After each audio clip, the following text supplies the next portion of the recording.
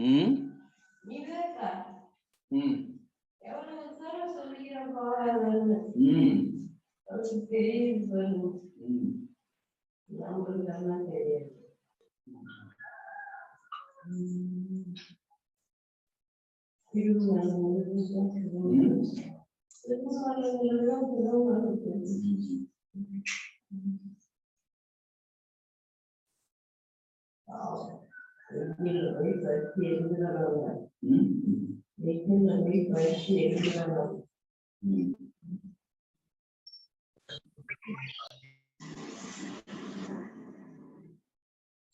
அதுக்கு ஒன்றாவது வச்சா அவங்க கதையை பார்த்தா யோகவே பண்ணுறாங்க.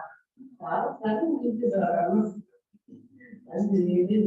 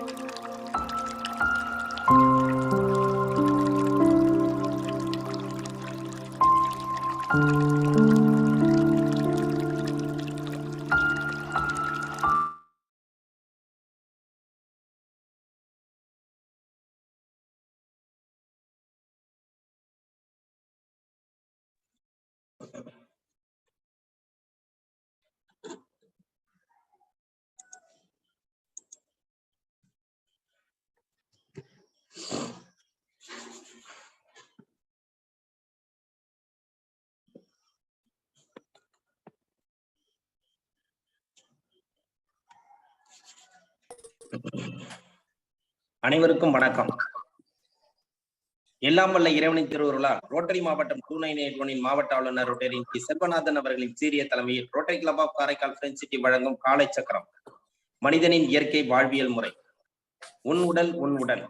இந்த திட்டத்தை சிறப்பாக நடத்தி கொண்டிருக்கும் rotary club of Karaikal friends சிட்டியின் உதவி ஆளுநர் ரோட்டரியன் ரவி அவர்களுக்கும், தலைவர் ரோட்டரியன் ஆர் குணபாலன் அவர்களுக்கும், செயலாளர் ரோட்டரியன் டி எஸ் ராஜகுமார் அவர்களுக்கும், இன்று நம்முடன் இணைந்து செயலாற்ற காத்துக் கொண்டிருக்கும் ரோட்டரி கிளப் ஆஃப் நாகப்பட்டினம் சங்கத்தின் உதவி ஆளுநர் ரொட்டேரியன் சந்திரசேகர் அவர்களுக்கும், தலைவர் ரொட்டேரியன் ராமு அவர்களுக்கும், செயலாளர் ரொட்டேரியன் குருமூர்த்தி அவர்களுக்கும் மற்றும் அவர்களது சங்க உறுப்பினர்கள் அனைவருக்கும் இத்தருணத்திலே வாழ்த்துக்களையும் வரவேற்புகளையும் தெரிவித்துக் கொண்டு, இன்று நமக்கு சிறப்பானது ஒரு நிகழ்வை நிகழ்த்த காத்துக் கொண்டிருக்கும் மாசா கண்ணப்பன் ஐயா அவர்களுக்கும், பூங்கொடி கண்ணப்பன் அம்மா அவர்களுக்கும் மற்றும் தொகுப்பாளர் ரமேஷ் மோகன் அவர்களுக்கும், இந்த இணைப்பில் இணைந்துள்ள அனைத்து உறுப்பினர்களுக்கும் வாழ்த்துக்களையும் வரவேற்புகளையும் தெரிவித்துக் கொண்டு, நிகழ்ச்சியின் முதல் நிகழ்வாக ரோட்டரி இறைவணக்கம் வாசிக்க வருகிறார் ரோட்டரி கிளப் ஆஃப் நாகப்பட்டினம் சங்கத்தின் தலைவர் ரொட்டேரியன் ராமு அவர்கள்.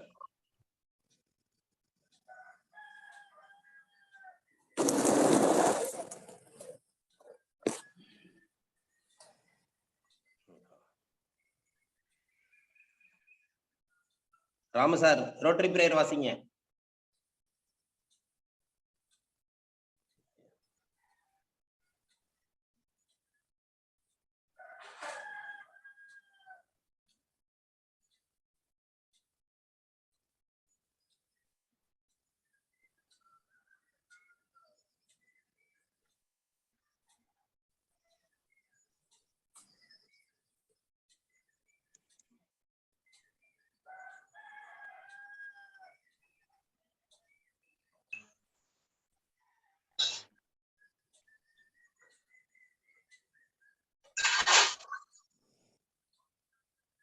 ராமு சார், தலைவர் அவருடைய ஆடியோ கனெக்ஷன் காமிக்கல, ஒன்லி வீடியோ மட்டும் தான் அவருக்கு காமிக்குது, ஆடியோ கனெக்ஷன் காமிக்கல. நீங்க வாசிக்கிறீங்களா ரமேஷ்? நீங்க வாசிக்கிறீங்களா? வாசிடுறேன். சரி, ஓகே. ரோட்டரி பிரேயர் தொகுப்பாளர் ரமேஷ் மோகன் அவர்கள்.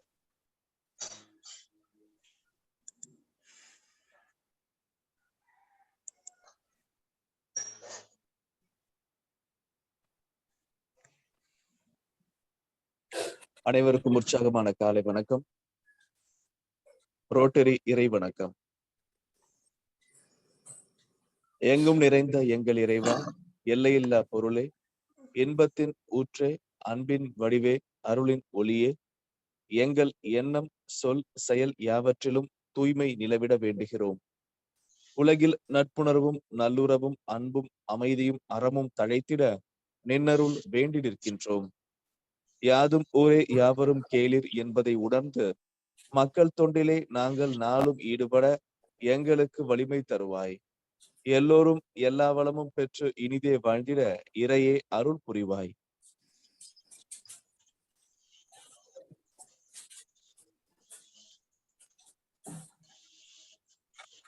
ரோட்டரி 4 வழி சோதனை. நாம் நினைக்கும் சொல்லும் அல்லது செய்யும் விஷயங்கள் 1 உண்மையா? ஆம். 2 சம்பந்தப்பட்ட அனைவருக்கும் நியாயமா? ஆம். 3 நல்லெண்ணத்தையும் சிறந்த நட்பையும் உருவாக்குமா? ஆம். 4 சம்பந்தப்பட்ட அனைவருக்கும் பயனளிக்குமா? ஆம். வாய்ப்புக்கு நன்றி. நன்றி ரமேஷ் மோகன் அவர்களே. அடுத்த நிகழ்வாக இறைவேண்டுதல் வாசிக்க வருகிறார் பூங்கொடி கண்ணப்பன் அம்மா அவர்கள்.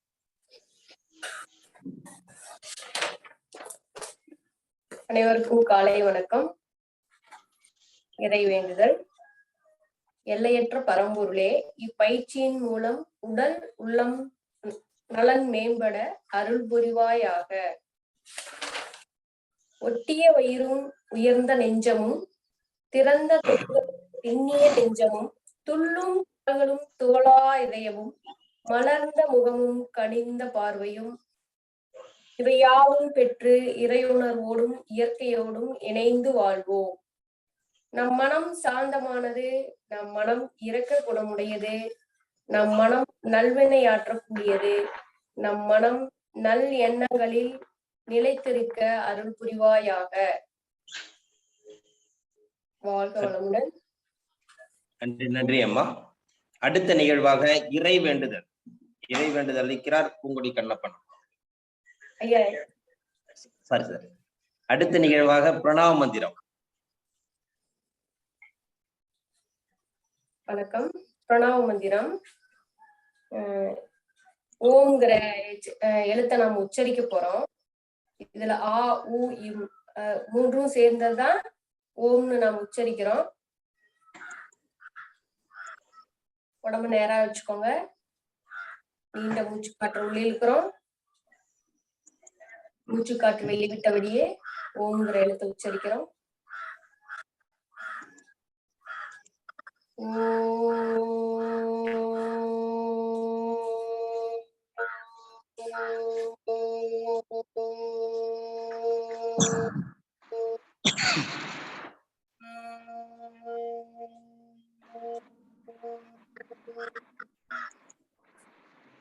மீண்டும் நீண்ட மூச்சு காற்று உள்ளுக்கிறோம்.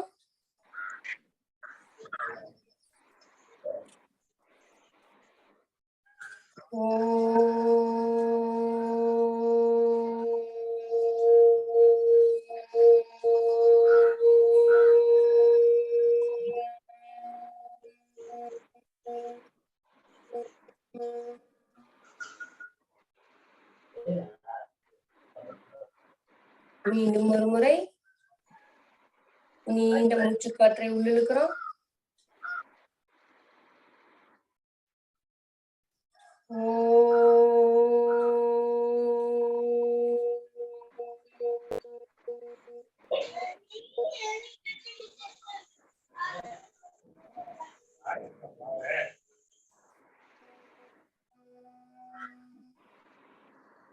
மீண்டும் ஒரு முறை நீண்ட மூச்சு காற்றை உள்ளிழுக்கிறோம்.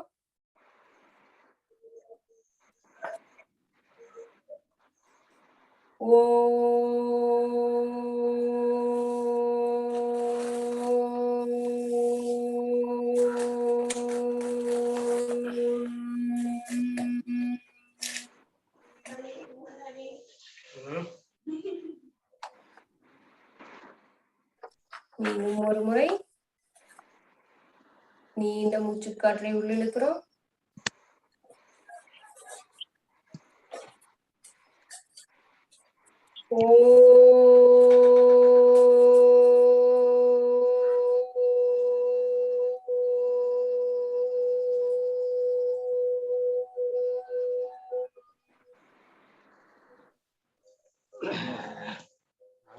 சொல்லலாம்.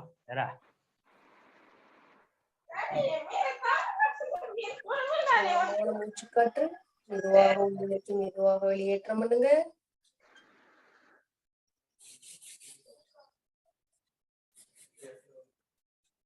வாழ்க வளமுடன்.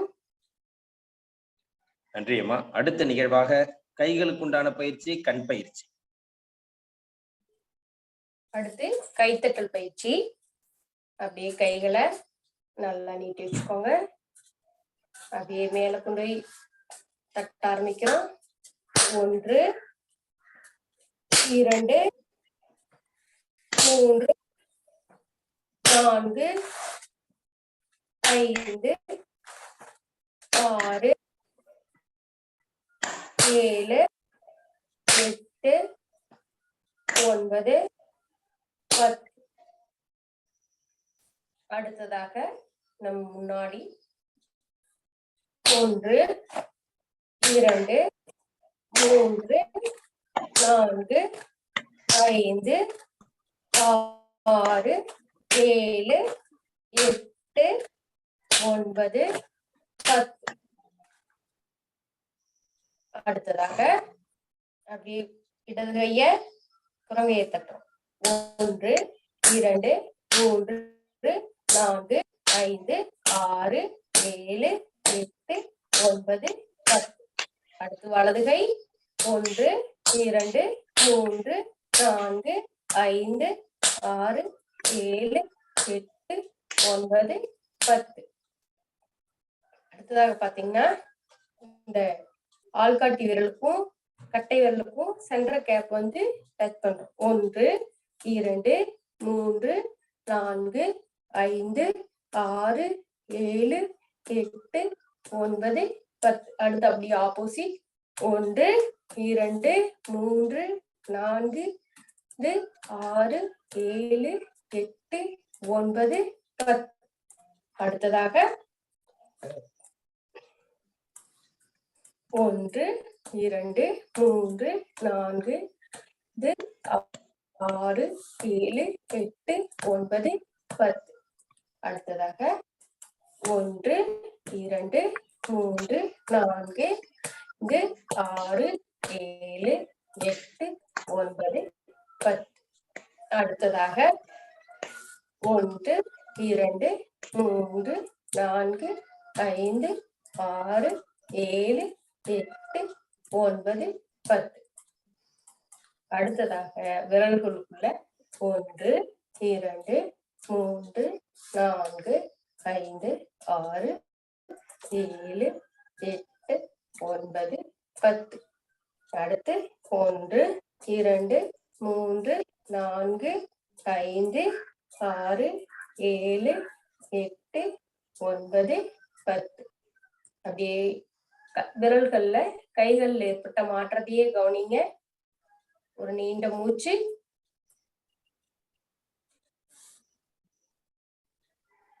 மெதுவாக உள்ளிழுத்து மெதுவாக வெளியேற்றம் பண்ணுங்க.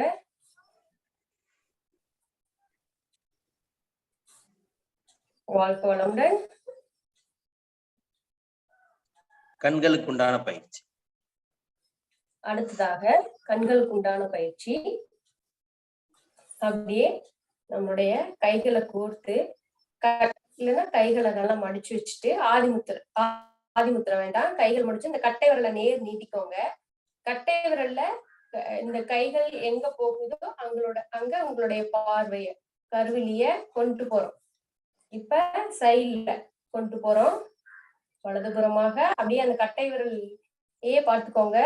அப்படியே வலதுபுறமா போகுது. அடுத்து அப்படியே இடதுபுறமா போகுது.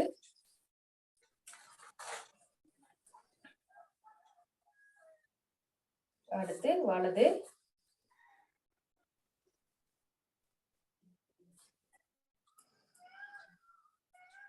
அப்படியே இடதுபுறமாக,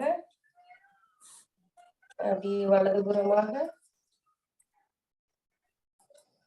அப்படியே இடதுபுறமாக,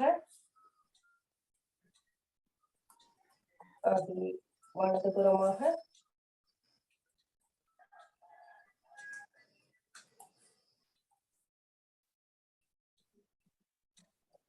அடுத்து அப்படியே கட்டை விரல நேர் வச்சு அப்படியே மேலும் கீழும் அந்த கட்டை விரல் நகத்தையே பார்த்துக்கோங்க. அப்படியே மேல கொண்டு போறோம். மேல தலையை உயர்த்தாதீங்க. பார்வை மட்டும் கருவிழி மட்டும் மேல போகட்டும். அப்படியே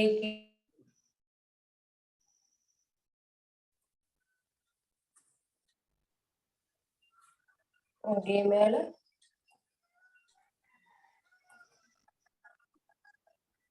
அப்படியே கீழே, அப்படியே மேல,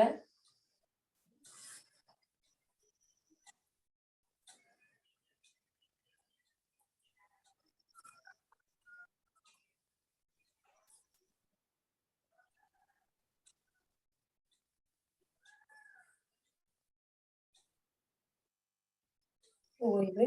அடுத்ததாக சுழற்சி முறை. கண்களை நாம சுழற்சி பண்றோம். முதலாவதாக வலதுபுறமாக அப்படியே மேல பாக்குறோம். அப்படியே வலது, கீழே, அப்படியே இடது, அப்படியே மேல, வலது, கீழே, இடது, மேல. அப்படியே ஒரு 5 முறை சுழற்சி பண்ண போறோம்.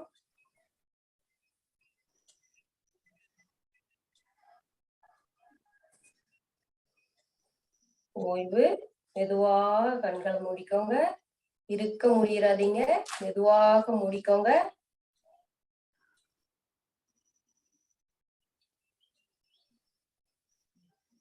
அப்படியே மெதுவாக திறந்து அடுத்து இடதுபுறமாக ஆரம்பிச்சு சுழற்சி பண்ண போறோம்.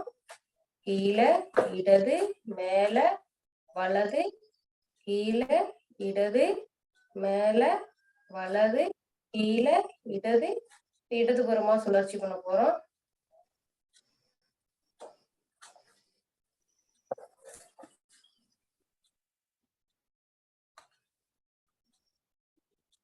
ஓய்வு. அப்படியே கண்கள் மெதுவாக மூடிக்கோங்க.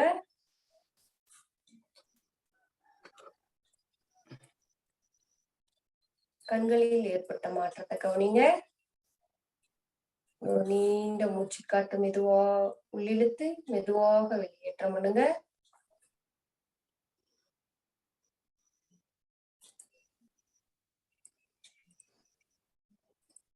அப்படியே கைகளை உரசி கண்கள் மேல் வைத்து மெதுவாக வெளியிட்டுக்குங்க.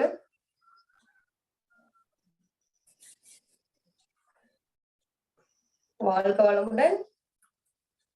நன்றி நன்றி அம்மா. அடுத்த நிகழ்வாக சூப்பர் பிரைன் யோகா.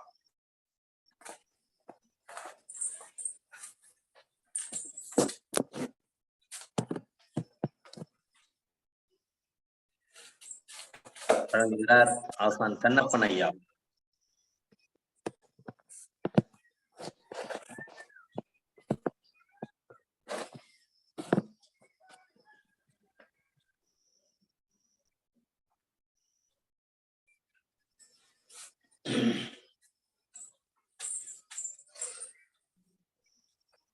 தோள்பட்டை அளவு கால்கள் விரிந்த நிலையில் உள்ளது. 1 2 3 4 5 கைகளை மாற்றி பிடித்துக் கொள்கிறோம். 1 2 3 4 5. ஒரு ஆழ்ந்த மூச்சு.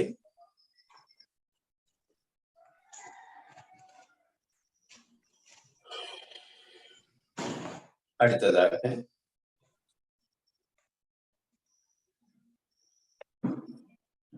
அப்படியே ஒரு கால்களாக மெல்ல மேல போட்டு அப்படியே வேகப்படுத்துகிறோம்.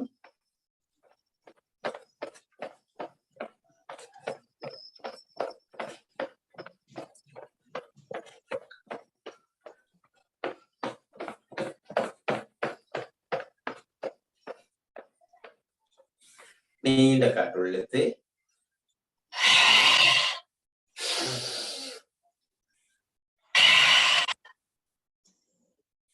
அடுத்து தொடைப்பகுதியில் பின்புறமாக குதிகால் அடிக்கிறோம்.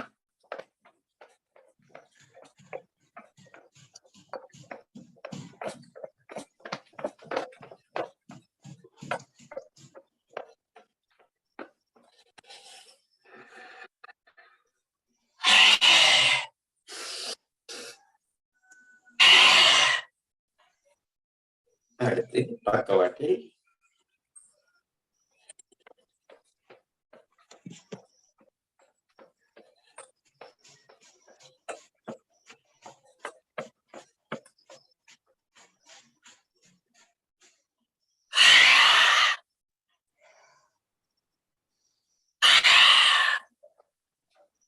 அப்படியே படுத்து நிலைக்கு வந்துடுறாங்க.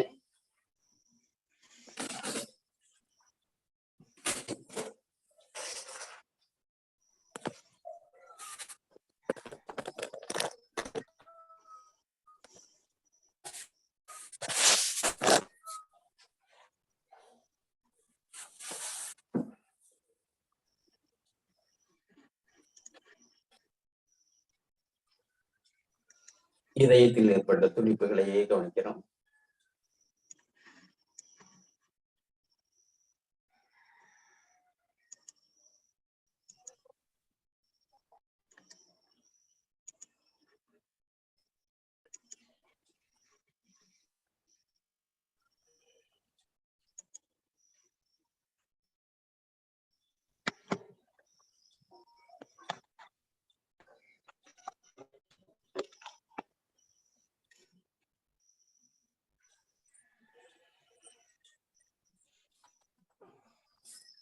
அப்படியே வலது காலை மடித்து நம்முடைய மூக்கு கால் முட்டிக்கு போகட்டும்.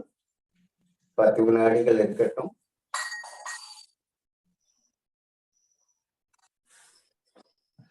அடுத்த கால்.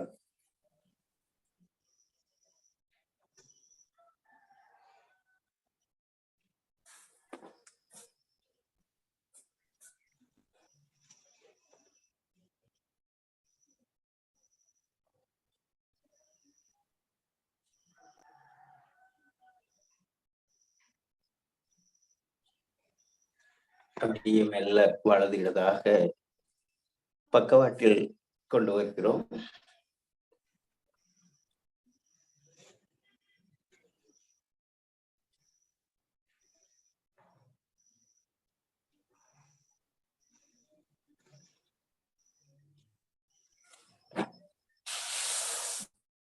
ஆழ்ந்த மூச்சு.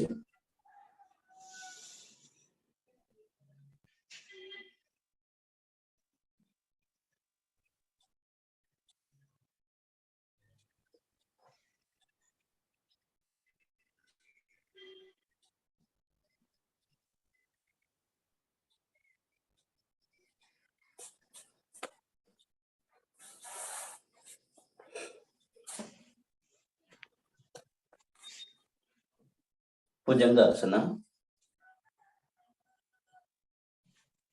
1 2 3 4 5 6 7 8 9. ஒரு ஆழ்ந்த மூச்சு.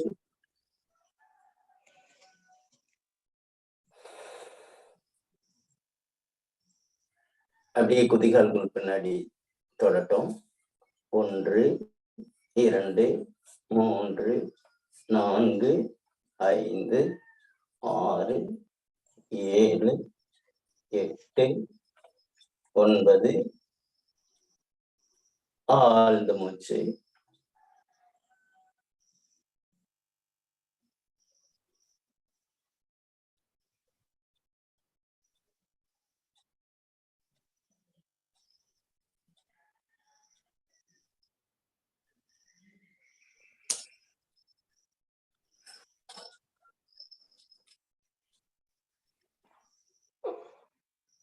லேசா தலைப்பகுதியும் தொடைப்பகுதியும் மேல வருதுங்க. அடிவயிற்று பகுதி மட்டும் தரையில இருக்குமாறு அமையட்டும்.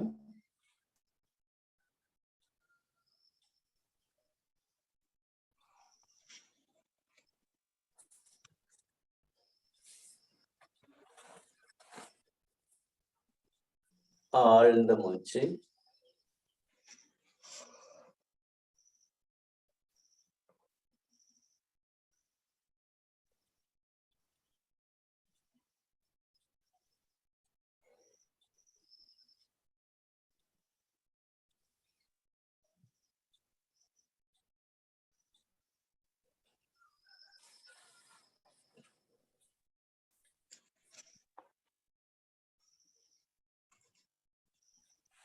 முயலாசனம்.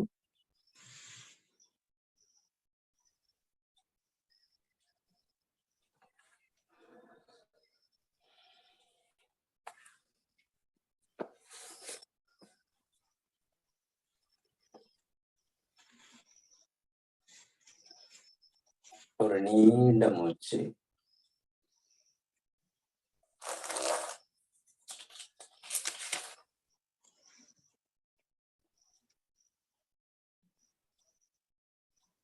அதை விட ஒரு ஆழமான மூச்சு.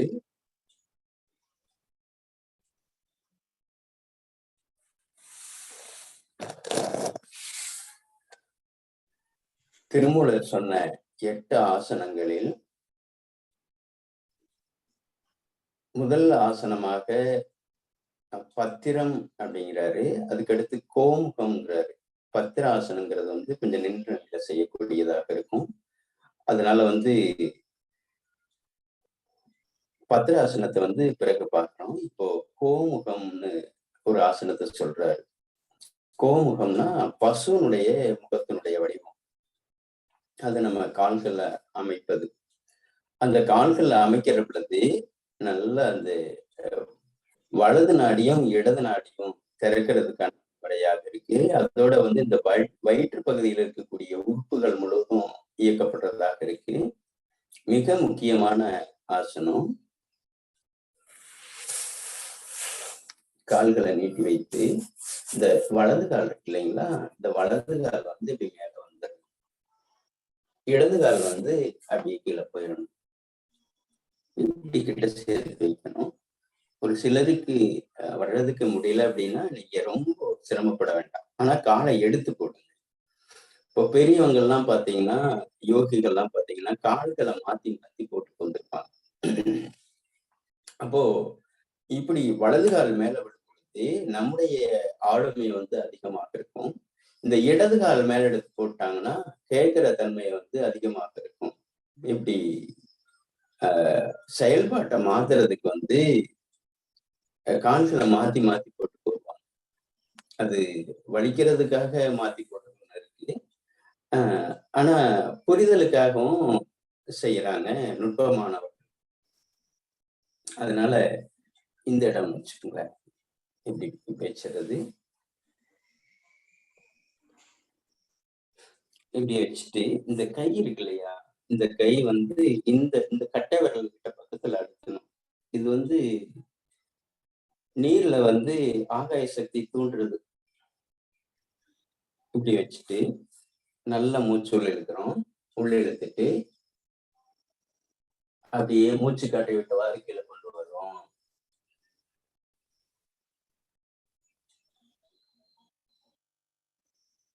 மேல வரும் பொழுது மூச்சு காற்று உள்ளதுக்கே மேல வர்றாங்க. மேல வந்த பிறகு எந்த கால் மேல போட்டிருக்கிறோமோ நம்ம முன்னாடி இருக்கக்கூடிய கால் மேல இருக்கக்கூடிய கை வந்து மேல வந்துடணும். பாருங்க, இந்த வலது கால் நான் மேல எடுத்து போட்டிருக்கேன். இந்த வலது கை மேல வருது. இந்த இடது கை இருக்கு இல்லையா, லெப்ட் ஹேண்ட், இந்த இடது கை வந்து இப்படி பிடிச்சிடும். பாருங்க, ஒரு பூட்டு போட்ட மாதிரி இப்படி பிடிச்சிருக்கு. இந்த மாட்டுக்கு கொம்பு இருக்கு பாத்தீங்களா, அது போல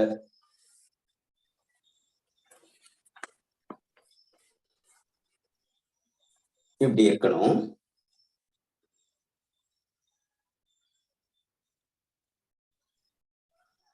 அப்படியே வச்சிருக்கணும் ஒரு 10 நாள். 1 2 3 4 5 6 7 8 9 ஓய்வு. நல்ல அந்த உடல் முழுவதும் இயங்கிறதுக்கான பயிற்சியாக இருக்கு. நல்ல அந்த கை நல்ல அப்படி இழுக்கும் பொழுது முழுவதும் இந்த நுரையீரல் முழுவதும் இயங்கிறதுக்கான வழிமுறைகளாக இருக்கும். அதோட அந்த தோல் தான் வந்து சக்தி ஓட்டம் ஓடுது, அக்குபஞ்சர் தத்துவம் சொல்லுது. அப்போ அந்த தோள்கள்ல எல்லா இடங்களையும் தூண்டப்படும் பொழுது, அந்த இடத்தை அழுத்தப்படும் பொழுது அதுக்கான சக்தி ஓட்டம் கூட்டிருக்க ஆரம்பிச்சிடும். அதனால மெதுவா போடுங்க, அவசரம் இல்லாம போடுங்க. கோமுகாசனம் வந்து ரொம்ப ரொம்ப ரொம்ப ரொம்ப முக்கியமான ஆசனம். இப்போ வலது கால் மேல எடுத்து போட்டு செஞ்சுட்டோம். அடுத்து வந்து இடது கால். வலது காலை நம்ம எப்படி செய்தோமோ அதே போல நேராக அமர்ந்து நீண்ட காற்று இழுத்து அப்படியே கீழே கொண்டு வர்றோம்.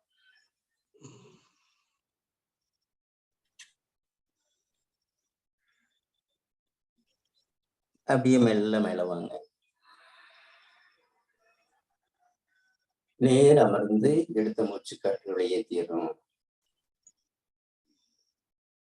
வெளியேற்றி விட்டு, ஒரு சிலருக்கு இப்படிதான் போட முடியும், ஒரு சிலருக்கு என்னை விட வந்து இன்னும் சிறப்பாகவும் போட முடியும், அவங்க அவங்களுடைய உடல் திறனை பொறுத்து. அதனால வந்து இவ்வளவுதான் வருது அப்படின்னு நீங்க நினைக்க வேண்டாம். கட்டாயம் ஒரு கால்களையும் மாத்தி மாத்தி போடுங்க. அதுல வந்து எண்ணற்ற பயன் உண்டு.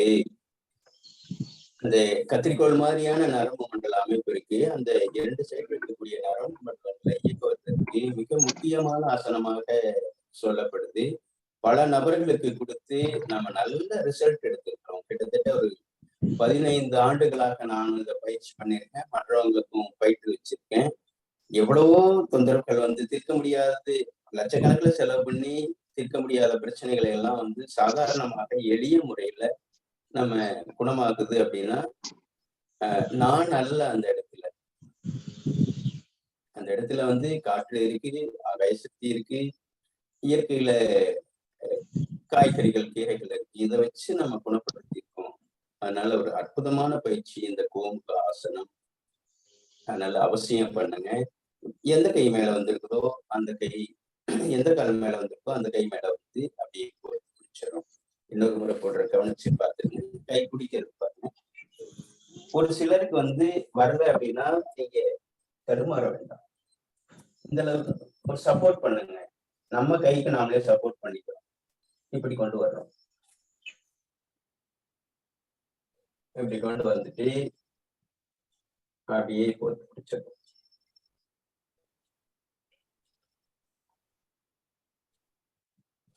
அப்படியே 10 வினாடி இருக்கிறோம். 1 2 3 4 5 6 7 8 9. ஓய்வு. நேராக அமர்ந்து ஒரு நீண்ட மூச்சுள் இழுத்து மெல்ல வெளியேற்றுகிறோம்.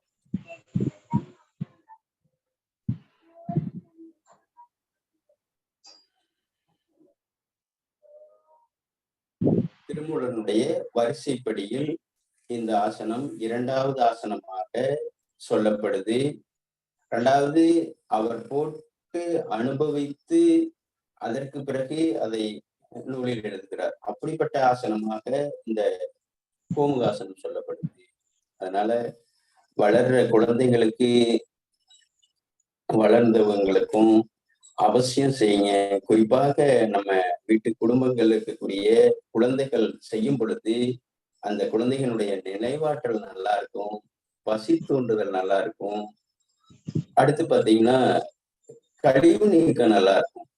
இப்படிப்பட்ட ஒரு எளிமையான முதன்மையான ஆசனமாக கோமுகாசனம் இருக்கு. அதனால பயிற்சி பண்ணுங்க. தெரிஞ்சுக்கிறதுனால எந்த விதமான பயன்பாடும் கிடையாது. பயிற்சி ஒன்றே தீர்வு அப்படிங்கிறதுனால நம்ம இதை வலியுறுத்தி சொல்றோம். கோமுகாசனம் அவ்வளவு முக்கியமான ஆசனம். வேற ஏதாவது சந்தேகம் இருந்ததுன்னா இருந்ததுன்னா நம்ம படமாவும் உங்களுக்கு வாட்ஸ்அப்ல வந்துடும். நீங்க இதுல நீங்க தடுமாற வேண்டாம். ஒரு 2 நாளுக்கு நீங்களே போட்டு பார்த்தா உங்களுக்கு ரொம்ப எளிமையாக இருக்கு. ஏற்கனவே கோமுகாசனம் போட்டு இருக்கக்கூடிய நபர்களும் அந்த குழுவுல இருப்பீங்க அப்படிங்கிறது வந்து ஒரு நிலை இருக்கு. அதனால முக்கியமான ஆசனம் கோமுகாசனம். அடுத்து ஏற்கனவே தினமும் செய்யக்கூடிய ஆசனங்களில் நீண்ட காற்று இழுத்து அப்படியே கீழே கொண்டு வரணும். 10 வினாடிகள் இருக்கிறோம்.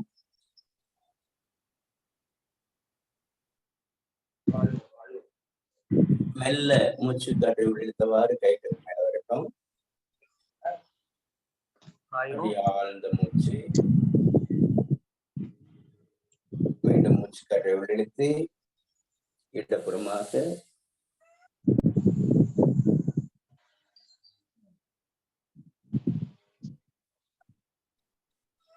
பத்து வினாடிகள் இருந்து அப்படியே கைகள் மேல வரட்டும்.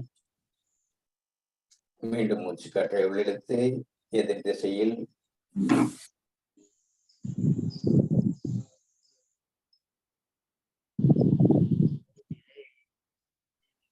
மெல்ல காற்று உள்ளிழுத்தவாறு மேல வரட்டும்.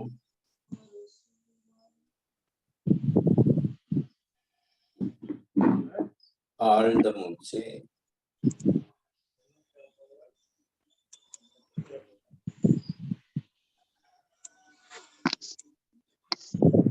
அடுத்து அர்த்த பத்மாசனம். இடது கை பின்னாடி போய்க்கு, வலது கை இடது கால் முட்டி பிடிச்சிருக்கு. அப்படியே பின்னாடி திரும்புறோம். 10 வினாடிகள். எதிர் திசையில்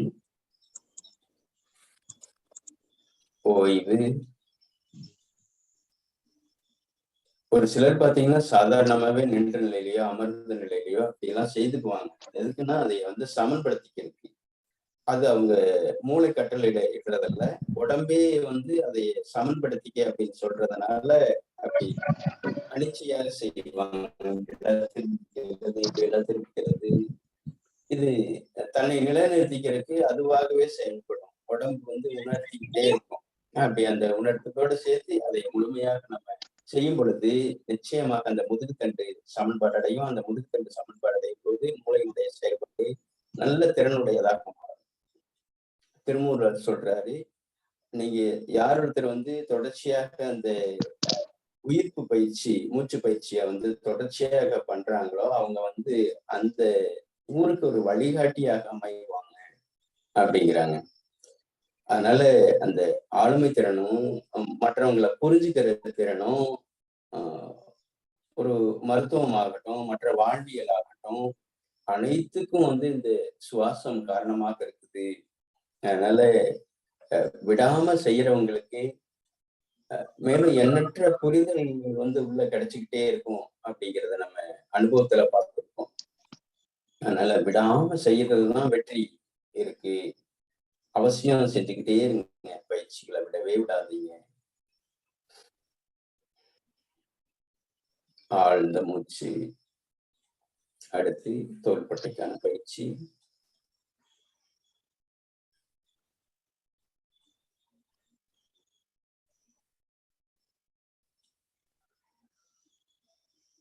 வாழ்க வளமுடன். நன்றி நன்றி ஐயா. அடுத்த நிகழ்வாக கிரியா பயிற்சி மற்றும் சுவாசத்தை கவனித்தல்.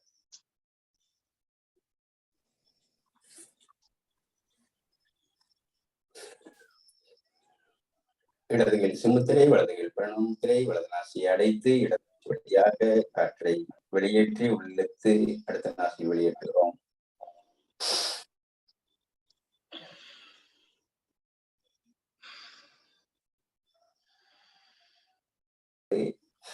நான்கு, 1, 2, 3, 4, 1, 2, 3, 4, 1, 2, 3, 4, 1, 2, 3, 4. ஆழ்ந்த மூச்சு.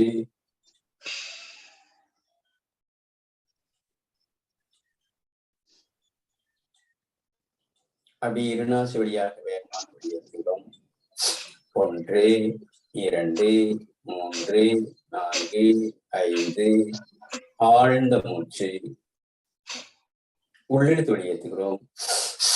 1, 2, 3, 4, 5. ஓய்வு. ஆழ்ந்த மூச்சு.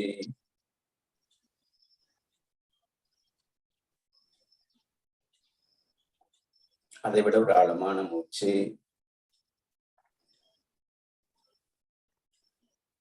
அடுத்து இரு கைகளையும் தோள்பட்டை வைத்து காற்றை உள்ளிழுக்கிறோம். 1, 2, 1, 2, 1, 2, 1, 2, 1, 2. ஓய்வு. ஆழ்ந்த மூச்சு.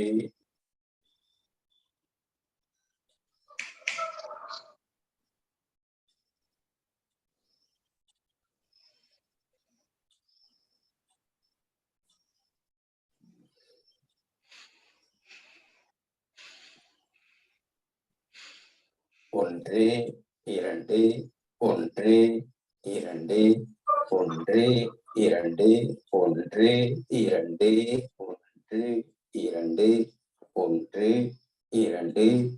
ஓய்வு.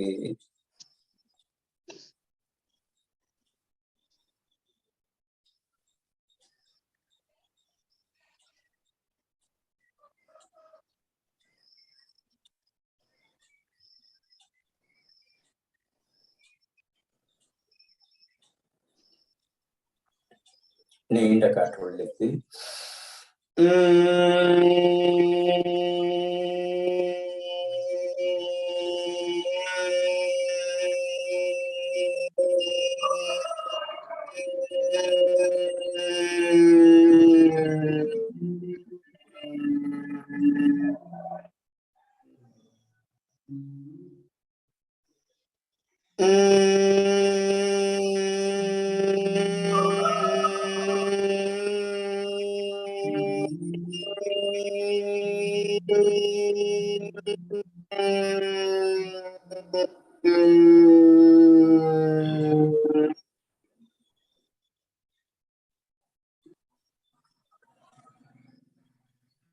உடலை நேராக இருக்கமில்லாமல் வைத்து ஆழ்ந்த மூச்சு, அதை விட ஒரு ஆழமான மூச்சு. அப்படியே கைகள் மேலே வரும் பொழுது காற்று உள்ளே செல்லட்டும்.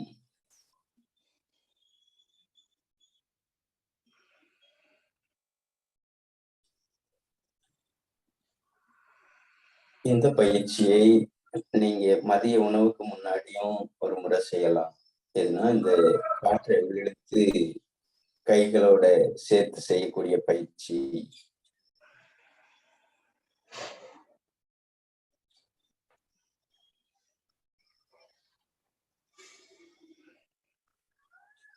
அப்படியே கைகளை நீட்டி ஆழ்ந்து இழுத்து வெளியேற்றுவது. இதையும் நீங்கள் மதிய நேரத்திலும் மாலை நேரத்திலும் செய்யலாம்.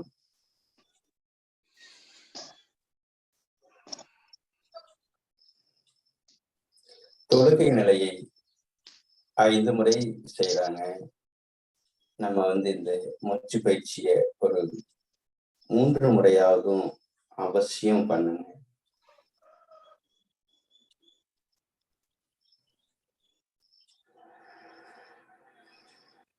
கைகள் விரியும் பொழுது காற்று உள்ளே செல்லட்டும், கைகள் சேரும் பொழுது காற்று வெளியேறட்டும். கண்களை மூடி அந்த கைகள் தானாக இணையத்தை கவனிக்கலாம்.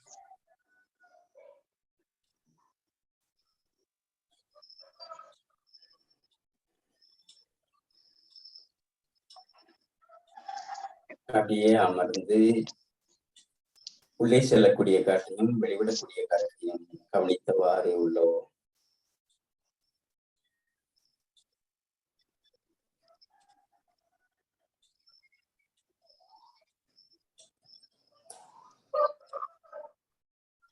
கவனம் உச்சியிலிருந்து பாதம் வரைக்கும் செல்லட்டும்.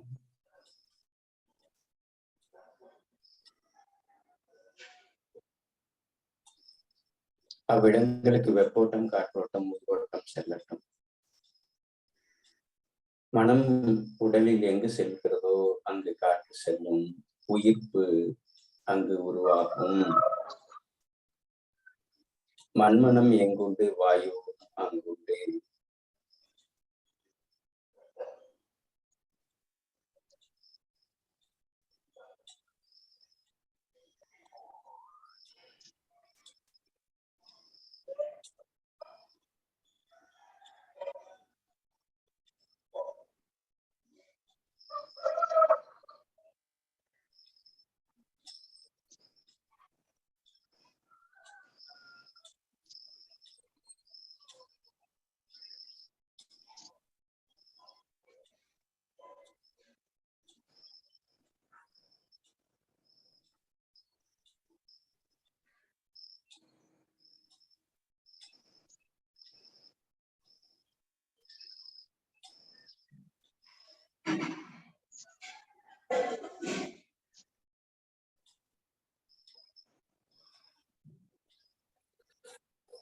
வாழ்க வளமுடன், வாழ்க வையகம்.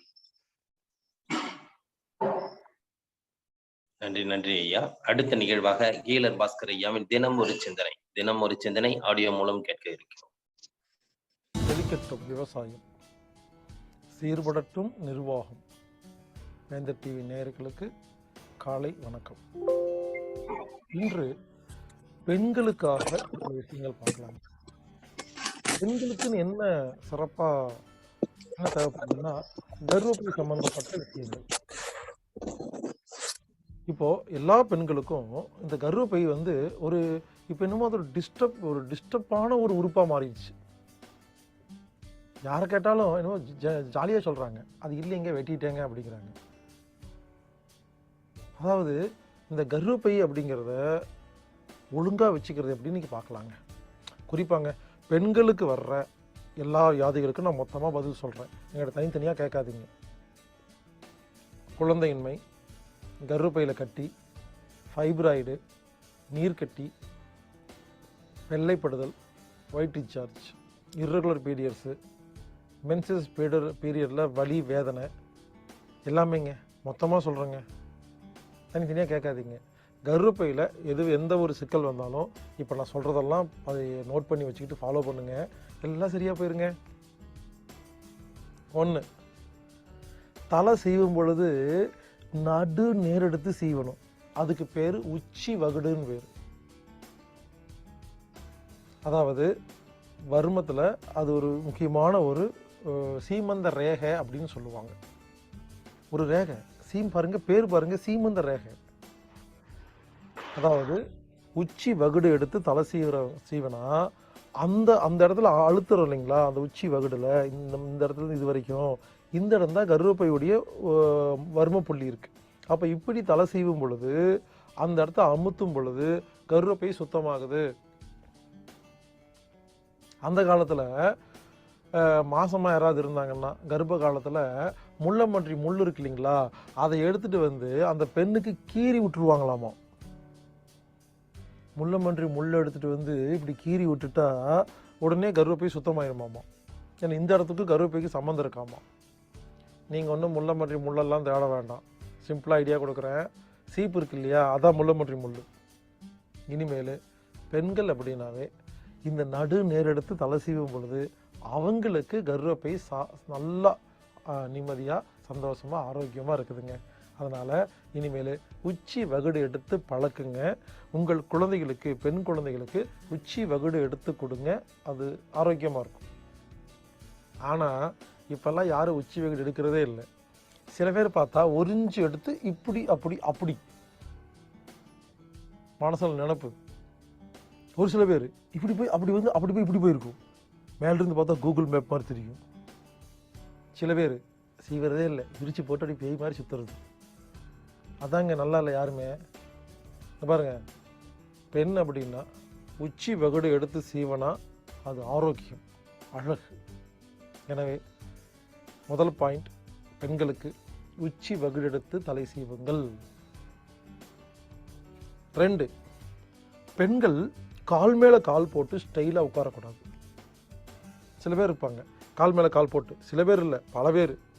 இப்போல்லாம் காலேஜுக்கெல்லாம் போய் பார்க்குற பெண்கள் காலேஜுக்கெல்லாம் எல்லாரும் கால் மேலே கால் போட்டு தான் உட்காடுறாங்க. எல்லாத்துக்கும் அந்த கர்ப்பப்பையில் ப்ராப்ளம், மென்சஸில் ப்ராப்ளம், கட்டி இருக்குது சின்ன வயசுலேயே. ஏன் கால் மேலே கால் போட்டுட்டு உட்கார்ந்தா என்ன ஆகுதுன்னா கர்ப்பப்பை அமுங்குது, ரத்த ஓட்டம் ஒழுங்காக போகிறதில்ல, பிராணசக்தி போகிறதில்ல. எனவே அந்த பெண்களுக்கு கர்ப்பப்பையில் எல்லா சிக்கலும் வருதுங்க. கிராமத்தில் சொல்கிறாங்களா இல்லையா, என்ன கால் மேலே கால் போட்டு உட்காந்துருக்குற பொம்பளை தான் நீ அப்படின்னு கேட்பாங்க. அது ஒன்றும் மரியாதைக்கெல்லாம் இல்லைங்க. பெண்களுக்கு தான் கர்ப்பப்பை இருக்குது, மென்சஸ் வருது, குழந்தை பெற்றுக்கிறீங்க. அப்போ நீங்கள் கால் மேலே கால் போட்டு உட்காரக்கூடாது. கால் மேலே கால் போட்டு உட்காரும் பொழுது கர்ப்பப்பை வியாதி வருகிறது. ஏன் தெரியுமா கால் மேலே கால் போட்டு உட்காடுறாங்க? ஏங்க பிரான்ஸ், ஜெர்மன், சுவிட்சர்லாந்தெல்லாம் போங்க, குழுன்னு இருக்கும், ஓவர் கூலிங்காக இருக்கும். அங்கே குளிர் தாங்க முடியாமல் கால் மேலே கால் போட்டு உட்காந்துருப்பாங்க. அதை நீங்கள் ஸ்டைலுன்னு நினச்சிட்டு எல்லா நாட்டிலையும் இப்போ அப்படியே உட்காந்துட்ருக்குறாங்க. புரிந்து கொள்ளுங்கள், பெண்கள் கால் மேலே கால் போட்டு உட்காரக்கூடாது. உடனே ஏங்க அப்போ ஆண்கள் கால் மேலே கால் போட்டு உட்காரலாமா அப்படின்னு கேட்டால் ஆண்களும் உட்காரக்கூடாது. ஏன்? ஆண்மை குறைவு வரும். ஆமாம், அப்படி கால் மேலே கால் போட்டால் அமுங்கும், விரைப்பை அமுங்கும், ஆண்மை குறைவு வரும். ஆணும் சரி பெண்ணும் சரிங்க, கால் மேலே கால் போட்டு உட்கார்றது நல்ல பழக்கம் இல்லைங்க. அதனால் இனிமேல் கால் தனித்தனியாக வச்சு உட்கார்றதே சிறப்பு. எனவே கால் மேலே கால் போட்டு உட்காராதீங்க, உச்சி வகுடுங்க. இந்த 2 விஷயத்தை செஞ்சு பாருங்களேன், 2 விஷயம்தான். இந்த மாதிரி நிறைய இருக்குது. தொடர்ந்து பாருங்க, சொல்லுவேன். இன்னைக்கு 2 விஷயம்தான். கால் மேல கால் போட்டு உட்காரக்கூடாது, உச்சி வகுடு எடுக்கணும். இந்த 2 விஷயத்தை நீங்கள் ஒழுங்காக ஃபாலோ பண்ணீங்கன்னா பெண்களுக்கு எப்பேற்பட்ட கர்ப்பப்பையில் எது இருந்தாலும் எல்லாமே சரியாக போயிடும். 3வது அதையும் சொல்லிடுறேன், டைட்டாக அந்த ட்ரெஸ்ஸும் போடக்கூடாது. இப்போல்லாம் பெண்கள் அந்த டைட்டு ஜீன்ஸு, டைட் ட்ரெஸ்ஸு, நாடா போட்டு நல்லா இறுக்கமாக கட்டுறது, அப்போ என்ன ஆகுது? ரத்த ஓட்டமே ஒழுங்காக போகிறது இல்லைங்க. ட்ரெஸ் எப்பவுமே ரொம்ப டைட்டாலாம் இருக்கக்கூடாது. நீங்கள் வாங்குகிற அந்த மெட்டீரியல் எலாஸ்டிக், நல்ல எலாஸ்டிக்காக இருக்கணும். அது ரொம்ப டைட்டாக பிடிச்சிட்டு இருக்கிற மாதிரி இருக்கக்கூடாது. சில எலாஸ்டிக் என்ன பண்ணும், டைட்டாக பிடிச்சிட்டு இருக்கும், அது உடம்பு கெடுதல். எடுத்து பார்த்தா மார்க் இருக்கும், அது உடம்பு கெடுதல். சில எலாஸ்டிக்கு நல்ல குவாலிட்டியானது பிடிக்கும், டைட்டெல்லாம் பிடிக்காது. அந்த மாதிரி செலக்ட் பண்ணி வாங்குங்க. ட்ரெஸ்ஸு டைட்டாக இருக்கக்கூடாதுங்க. இப்போ எல்லாரும் ரொம்ப டைட் ட்ரெஸ் போடுறாங்களா, ரத்த ஓட்டம் ஒழுங்காக போகிறது இல்லையா, இதனாலேயே பெண்களுக்கு எல்லா வியாதி வருதுங்க. எனவே ட்ரெஸ் பயன்படுத்தும் பொழுது, உடைகள் பயன்படுத்தும் பொழுது தளர்வான உடைகளே சிறந்தது. இன்னைக்கு நாம 3 விஷயம் பார்த்துருக்குறோம். கால் மேலே கால் போட்டு உட்காராதீங்க, உச்சி வறுடுத்து தலை சீவுங்க, டைட்டான ட்ரெஸ்ஸு போடாதீங்க. இந்த 3ஐயும் ஃபாலோ பண்ணுங்க. இந்த மாதிரி நிறைய விஷயங்கள் இருக்குது. தொடர்ந்து பார்த்துட்டு இருந்தீங்கன்னா இந்த விஷயங்களெல்லாம் நீங்கள் கற்றுக்கலாம். இன்றைக்கி நமக்கு இந்த 3 விஷயத்தோட நம்ம நிறைவு செய்வோம். பெண்கள் நலம் ரொம்ப ரொம்ப முக்கியம். ஏன்னா பெண்கள் நல்லா இருந்தால் தான் எல்லாரும் நல்லா இருப்பாங்க. பெண்களே, உங்களை கொஞ்சம் கவனிச்சுக்குங்க.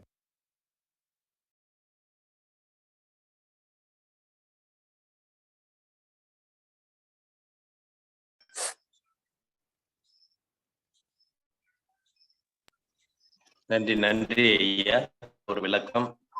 இன்று எல்லோருக்கும் தேவையான ஒரு நல்ல ஒரு சிந்தனை விளக்கம் கூட. சந்தோஷம். அடுத்த நிகழ்வாக தினம் ஒரு வாழ்வியல் விளக்கம் அளிக்க வருகிறார் ஆசான் கண்ணப்பன் ஐயா அவர்கள். வாழ்க வளமுடன். நேற்று ஒரு புதுமையான செய்தியை கொடுத்தாங்க ரமேஷன் மோகன் ஐயா. அதுல உள்ளுவதெல்லாம் உயர் உள்ளல், மற்றது தள்ளினும் தள்ளாமை நன்று அப்படின்னு சொல்லிட்டு வள்ளுவர் சொல்லி இருக்கிறாரு. அப்போ அந்த கீழே இருக்கக்கூடிய லைனை வந்து அதுல போடாம உள்ளுவதெல்லாம் உயர் உள்ளல் அப்படின்னு போடும்போது அது ஏன் போட்டாங்க அப்படின்ட்டு நம்ம கூட பார்த்தோம். அப்போ நினைக்கிறதெல்லாம் நல்லதான் நினை அப்படின்னு மட்டுமே அதுல இருக்குது அப்படிங்கிற செய்தியை குறிப்பிட்டது வந்து ரொம்ப திருப்தியாகவும் இருந்தது, செழுமைப்படுத்தக்கூடிய நிகழ்வாகவும் அமைக்கப்பட்டிருந்தது. அதனால அவங்களுக்கு இந்த நேரத்துல வந்து மனமார்ந்த நன்றியை தெரிவிச்சுக்கிறோம். ஏன்னா ஒரு வாழ்வியல் சிந்தனைகள்ல தலைமைச் செயலகத்துல தான் செயல்படுறவங்க, அதாவது இதுக்கு மேல இருக்கக்கூடிய செயல்பாட்டுலதான் எல்லாமே அடங்கியிருக்கு அப்படின்னு சொல்லப்பட்டிருந்தது. அதனால சொந்தமாக தொழில் செய்யறவங்க, தன்னுடைய மூளையை செலுத்தி செயல்படுறவங்க வாழ்க்கையில உயர்ந்திருக்காங்க, நம்ம பார்த்திருக்கோம். அதுல அந்த அந்த விஷயம் வந்து ரொம்ப ஆழமா தொட்டுது. எப்படி வந்து நம்ம வந்து மேம்படுத்திக்கிறது, திட்டமிடுறது அப்படிங்கிற விஷயத்தெல்லாம் வந்து ரொம்ப தெளிவாகவும் எடுத்துக்காட்டோட சொல்லியிருந்தாங்க. அதனால அவங்களுக்கு நன்றி தெரிவிச்சுக்கிட்டு, அடுத்ததாக அதே திருக்குறள் விளக்கத்தோட இன்னைக்கு மிக முக்கியமான திருக்குறளாகவும் எல்லோராலும் பேசப்படக்கூடிய திருக்குறளாகவும் இருக்கு. பல நேரங்கள்ல பல இடங்கள்ல இந்த திருக்குறள் படிப்பது உண்டு, பல இடங்கள்ல வந்து எழுதி போட்டுக்கிறது. உழுதுண்டு வாழ்வாரே வாழ்வார், மற்றோர் தொழுதுண்டு பின் செல்வார் அப்படிங்கிறார் வள்ளுவர். அதனால தலையாயது இன்னைக்கு நம்ம இப்படி வந்திருக்கிறோம், இப்படி தவம் செய்யறோம், இப்படி யோக பயிற்சி பண்றோம் அப்படின்னா கூட அதுக்கு வந்து உளவாண்மையே அப்படிங்கிறது மிக முக்கியமானதாக இருக்குது. அதனால அவங்க சேர்ல கை வச்சாதான் நம்ம சாப்பிட முடியுது. அதனால அந்த உழவர்களை வந்து மேல கொண்டு வர்றதுக்கு, அந்த உழவர்களுடைய விஷயங்களை புரிஞ்சுக்கிறதுக்கும் நேரடியாக நம்ம களத்துல பார்த்தோம்னா தான் தெரியுது. நம்மாழ்வார் கூட வந்து அந்த யூனிவர்சிட்டியில இருந்து வெளியில வந்ததுக்கு வந்து அங்க பிராக்டிக்கலே கிடையாதுங்க.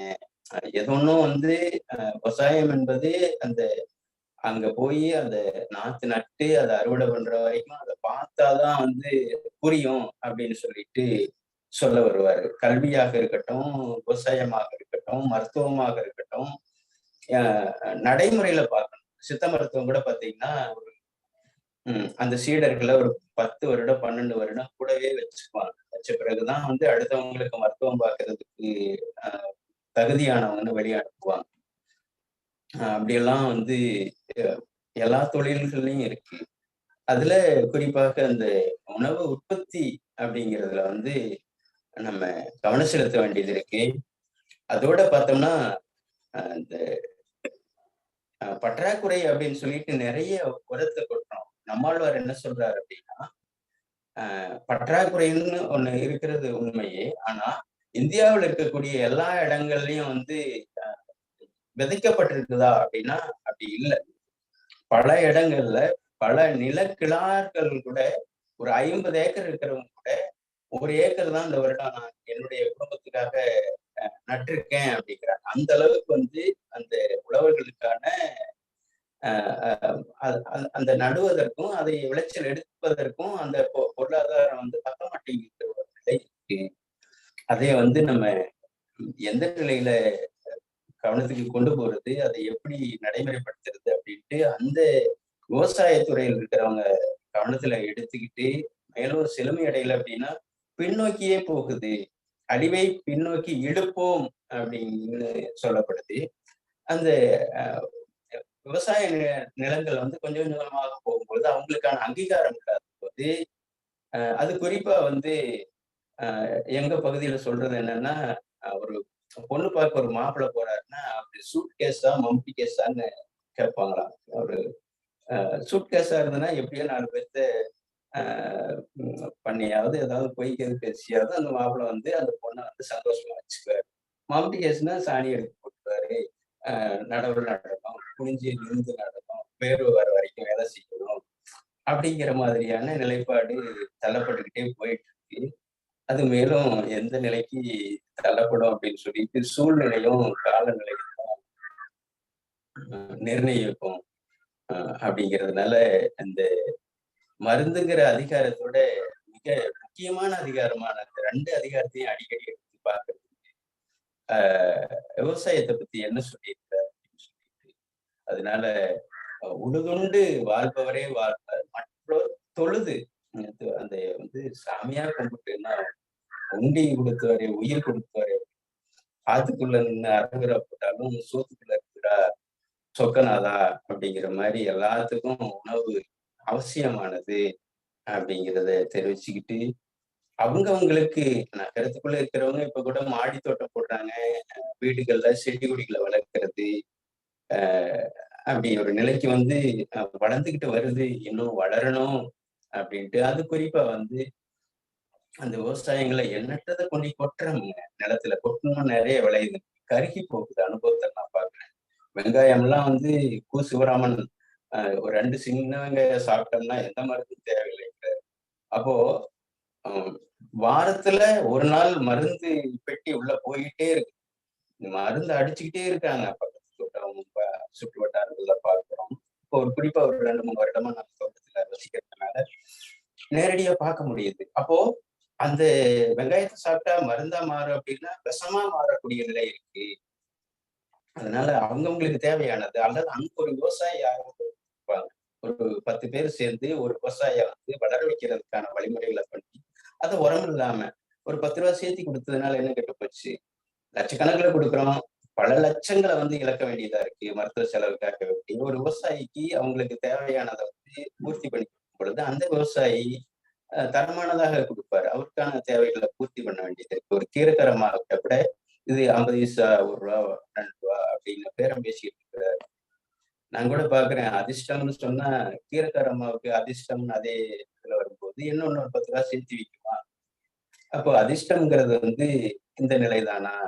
ஒவ்வொருத்தருடைய தரத்துக்கு தகுந்த மாதிரி அந்த பொருளாதாரம் கிடைக்கப்படுது. அதனால விவசாயத்துல வந்து மேல வரல அப்படிங்கிற போது நிச்சயம் பல விளைவுகளை சந்திக்க வேண்டியதா இருக்கும் அப்படின்ட்டு இன்னும் நிறைய ஆய்வாளர்கள் நம்ம பேசுறோம், கலந்துக்கிறோம், இன்னும் எந்த நிலைக்கு போகும் அப்படின்ட்டு. அதனால நமக்கான உணவுகளையாவது நம்ம உற்பத்தி பண்ணணும், அது விஷமில்லாததாக வளர்க்கணும். குறிப்பா கேரளாவில் வந்து முந்திரி தோப்புல அடிச்சாங்க. அந்த முந்திரி தோப்புல இருக்கக்கூடிய காய்கள்லாம் வந்து நல்லா இருக்கும் அப்படின்ட்டு ஹெலிகாப்டர்ல வீசினாங்க.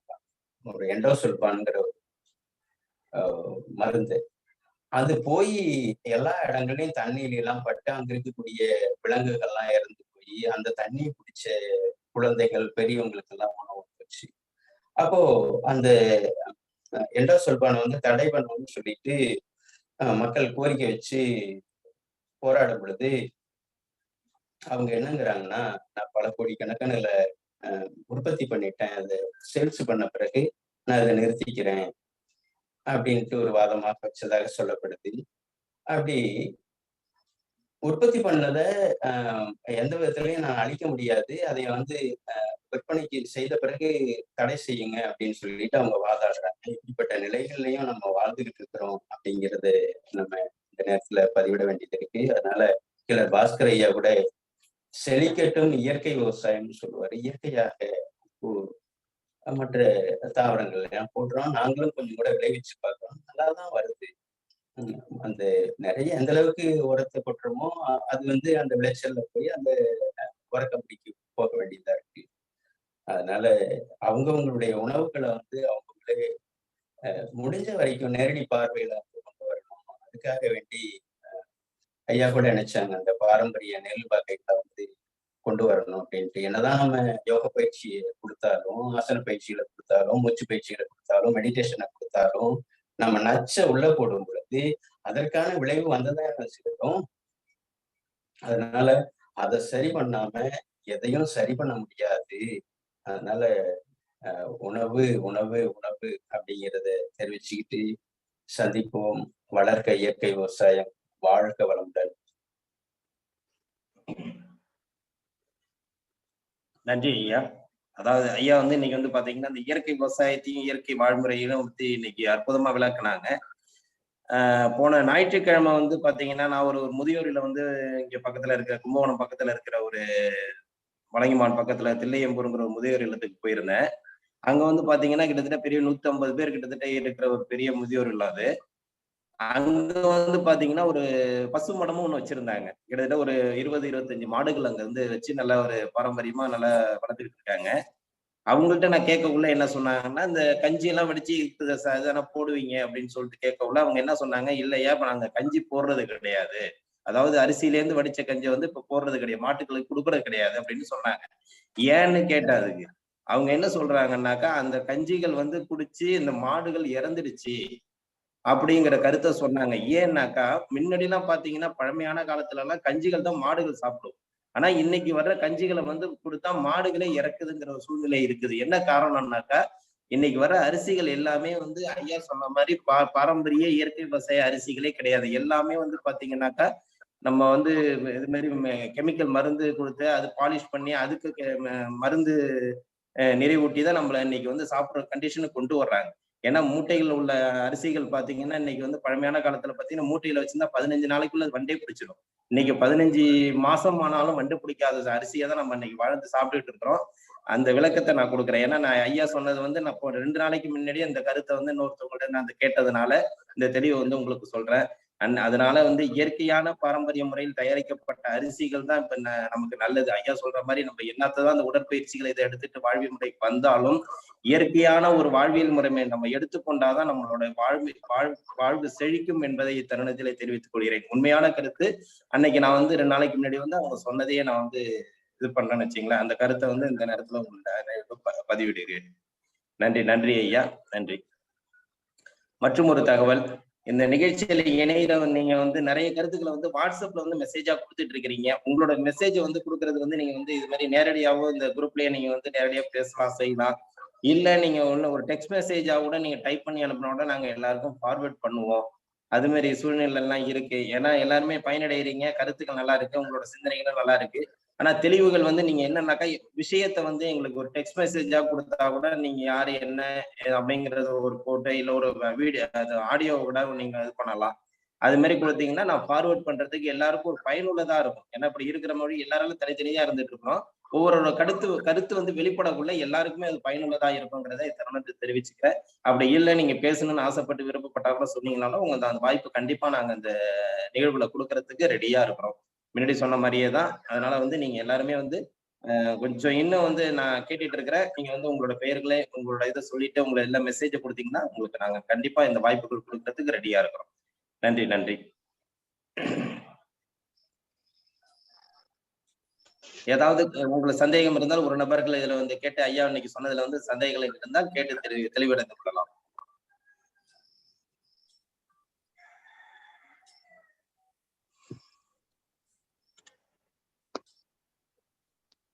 நன்றி தலைவரே. நன்றி நன்றி. Rotary club of Karaikal friendship சங்கத்தின் சாசன தலைவர் கலையரூர் பேசுகிறேன். நிகழ்ச்சி அற்புதமா போயிட்டு இருக்கு. பாத்தீங்கன்னா இன்று அற்புதமான தகவல் ஈழர் பஸ் ஐயாவும் பூங்குடி கண்ணப்பன் அவங்க கொடுத்த பயிற்சி ரொம்ப சிறப்பா இருந்தது. அடுத்தது ஆசான் கண்ணப்பன் ஐயா கொடுத்த விளக்கமும் ரொம்ப அற்புதமா இருந்தது.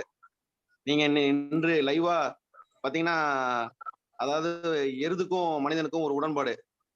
நான் வந்து ரொம்ப கஷ்டப்பட்டு வயல்ல உழைக்கிறேன், ஆனா எல்லாத்தையும் நீ தான் எடுத்துக்கிறேன்னு சொல்லிட்டு எருது சொல்லுதான். அதுக்கு மனிதன் சொல்றான், நீ கவலைப்படாத, இந்த வயல்ல இருந்து வர்ற எல்லாமே முதல்ல வர்றது எல்லாமே உனக்கு, ரெண்டாவதா வர்றது எனக்கு அப்படின்னு சொல்லி 2 பேரும் உடன்பாடு போட்டுக்கிறாங்க. அதன் போலதான் வைக்கோல் முதல்ல வருது, அதை எருது கொடுத்துடுறோம். அடுத்தது நெல் வருது, அதை வந்து உண்மையா எருது கொடுத்துடுறோம். அது அரிசி வர பிறகு கஞ்சி முதல்ல வருது, அதை எருது கொடுத்துடுறோம். ரெண்டாவது வர சாதத்தை தான் நம்ம பயன்படுத்துறோம்.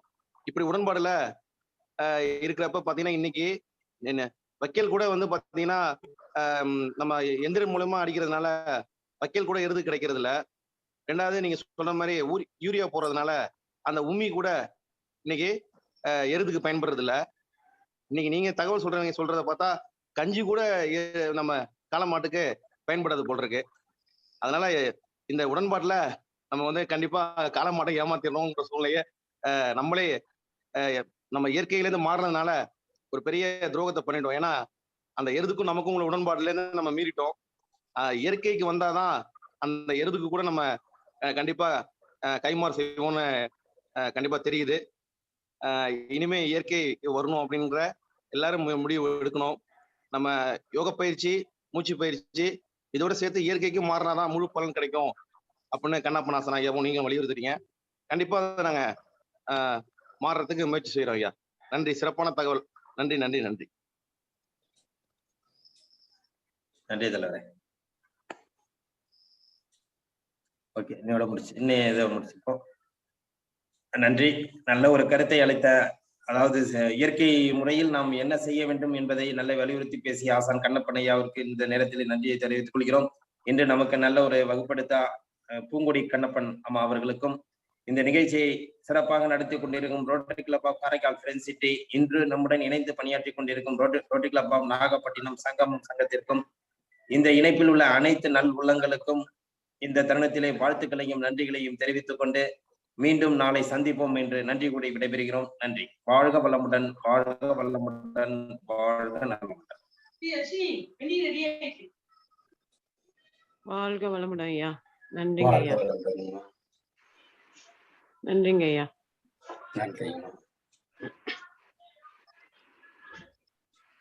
நன்றிங்க ஐயா. வாழ்க வளமுடன். வாழ்க வளமுடன். நன்றிங்க ஐயா. வாழ்க வளமுடன். வாழ்க வளமுடன்.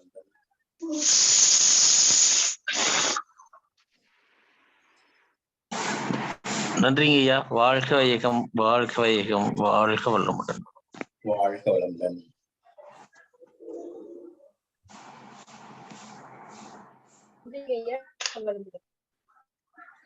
நன்றி.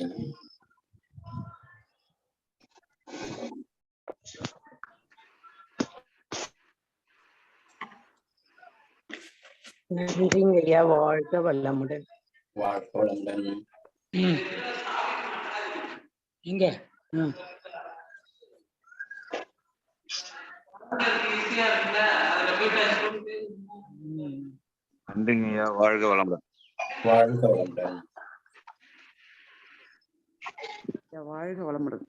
வாழ்க வளமுடன். வாழ்க வளமுடன். நன்றிங்க ஐயா. திருச்சாங்கோடு சுப்பிரமணி. வாழ்க வளமுடன். ஐயா, வாழ்க வளமுடன். நன்றிம்மா. வாழ்க வளமுடன். நன்றிங்க ஐயா, வாழ்க வளமுடன். வாழ்க வளமுடன்.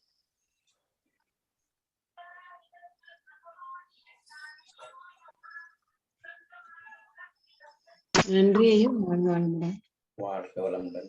செல்கிறேன் என்று கூற வேண்டிய அவசியம் இல்லை என்று கூறி சி.வி. சண்முகம் தொடர்ந்து முன்னுக்கு சென்றார்.